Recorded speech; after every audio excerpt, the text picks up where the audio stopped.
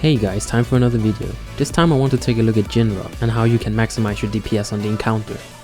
Compared to any other encounter in Throne of Thunder, we all know this is rather straightforward, but there's a few tips to maximize your DPS.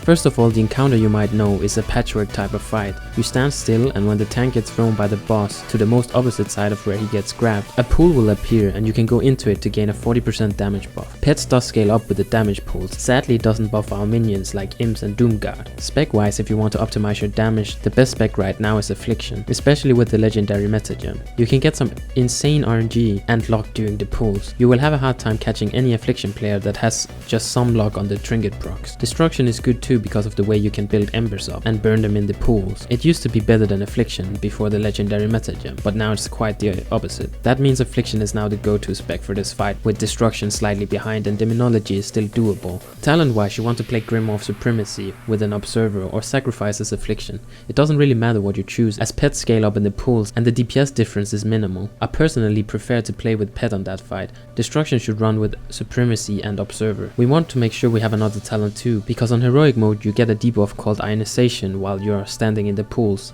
Everyone gets it, and you have to get rid of it before the 24 seconds expires, or you will blow up the raid if you stand in the pool. As a warlock, you want to maximize your DPS and barely move. That's why you want to pick Unbound Will, so we can run out of the pool when we have no procs active and might be waiting for shots or luck to kick in. You want to always move to the edge of pools, and as soon as you are having a bad streak with nothing up, run out, and as we lose the debuff from pools, you just dispel yourself instantly and run back in. With Soul Link, there's no way you can die dispelling yourself, and you can use Unending Resolve in case you feel unsafe. It's really crucial to not waste any time here. The playstyle and key to maximizing DPS on this fight is obviously all about getting procs inside of pools at the same time. You want to save your Dark Soul for pools, especially if you save Bloodlust for the first pool. A small trick is to stay close before the guy gets thrown. In most guilds you should have set a spot where the first pool will appear, so be sure to stay right outside. As Affliction, you want to Dark Soul when you get Bloodlust and Soulburn dots while you saved up 3 to 4 shots. If you are lucky, you might have a Trinket proc, but if you don't, get ready to burn another Soul shot in case you get a few procs. You don't care about burning the Soul shots if your dots will be stronger during cooldowns.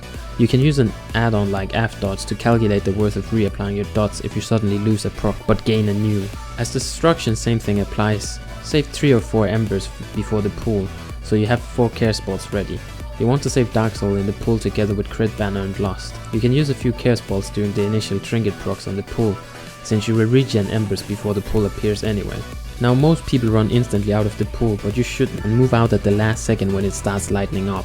That's when it loses the damage buff. And you won't die as the damage isn't high. You can even Unending Resolve to lower the damage before lightning sparks are flying around in your face. Soul Link will help you greatly as well in this situation. In the second pool, your Dark Soul won't be ready before towards the end of the pool. But if your raid DPS is high, you can use Dark Soul sync with Drain Soul, as the boss might be below 20%. It's quite a huge burst window again and lines up somewhat nicely. You want the boss to die as fast as possible after this, or have a third pool up fully. Now rest is all up to the RNG gods, and you're set off for a good run at maximizing your damage. It's really about lucky procs in pools. One week you can do 50k lower DPS than the next purely because of luck. Thanks for watching another video. Please comment, subscribe and follow me on Facebook and Twitter if you wish to help me out.